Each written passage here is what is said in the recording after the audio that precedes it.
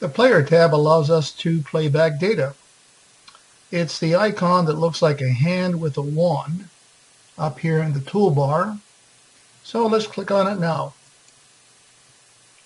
Whoops, it says we cannot play data while connected for new data. Okay, let's click the OK and let's turn off our data. We'll turn off our plot and turn off our connect. Now let's click on the icon again. There's our player icon.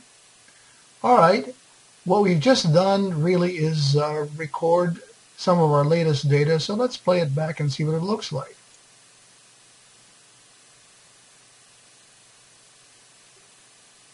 Okay, there it goes. Now we have our data points set to 5,000, so we're going to record several seconds worth of data, and we'll let that go across the screen to show you exactly what happens. Alright, now it's all done. We can reset it, and we can replay it again.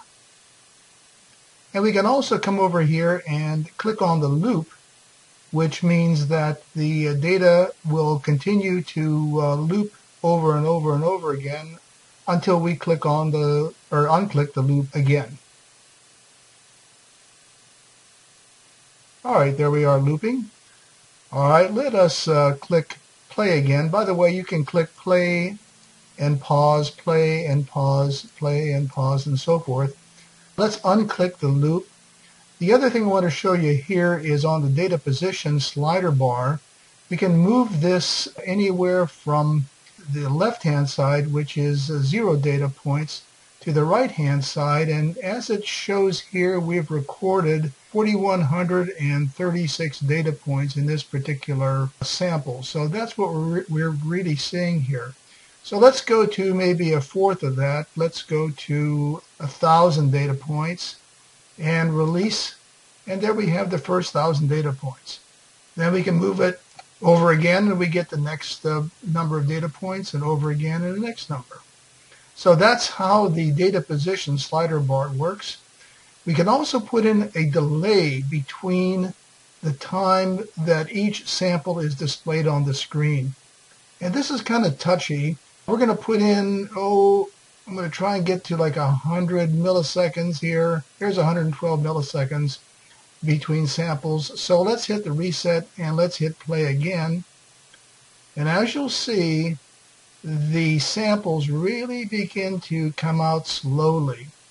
And those samples are coming out slowly for a reason, and that is if you wanted to pause at any time like we just did now, you can see each one of the sample plots without having it race across the screen. So if you're looking into doing an experiment and analyzing the particular data points, this is a good way to do it. So we can hit the play again, and there we go with our delay. Let's hit the pause, go back to 0 delay, hit the reset, hit the play again, and there we are kind of back to normal. Now, one other thing we can do with the data plots is to actually save them in a file. So let's go up here to File. Oh, sorry, we need to drop the player icon first. Okay, there's the entire set of data points that we've done. Let's go to File here and click on Save Plot, and let's label this My Plot. Okay, we got My Plot already in there, so let's label it My Plot. Click the Save. Go back to File again and open it. So we can save and reopen these files anytime for later review. So let's double click on this, and there we have our file back again. Now, with that file on the screen, we can also use the X and Y scaling to make it longer, shorter. I'm basically now just reducing the time frame. And then we can also use the shift keys. So we can move back and forth with our shift keys at the top and examine the data in great detail.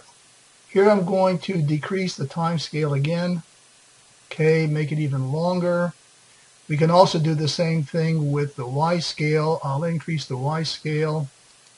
Of course, our digital data doesn't change. It's always hugging the first lines of the grid lines up here, but the analog changes appropriately.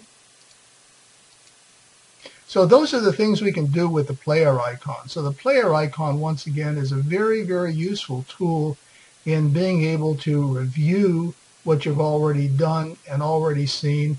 And it's kind of like a little mini data logger that you can capture real-time data with and then analyze it later.